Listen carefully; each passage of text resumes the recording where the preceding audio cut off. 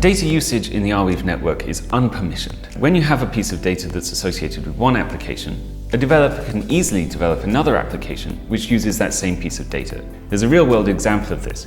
One of our community members created a sort of Quora-like question and answer service, except with tip-curated registries. So essentially, you would ask a question and it would get answers, and the answers would be rated by how many tips they'd received. In the original version of this system, people were referred to by their address in the Arweave network, which is a sort of hash, and it doesn't look very friendly.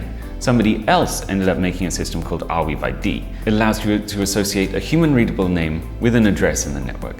And because that data is stored permanently and publicly in one place, it's accessible from other applications. So then the developer of the Quora-like application came along and said, okay, this is very useful data, so I will integrate it into my application, and now the data from Arweave ID is also available inside the Quora-like application. The data from Arweave ID is being used all over the place in the Permaweb ecosystem, and you can include it in your applications with just one line of code.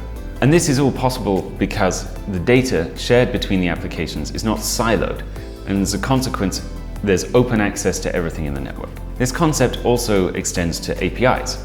Every single application inside the Arweave network essentially has an open API by default because its data is open by default. We were the original creators of the Weave Mail app, but if you wanted to create a mobile application that allowed you to read your Weave mails, then you could do so without asking us, even without us designing an API. Because all you have to do is query the network, get the data, and then interpret it in the appropriate manner. And all of that is open and available to every developer from every application, leading to a kind of open ecosystem that was simply impossible on the centralized web.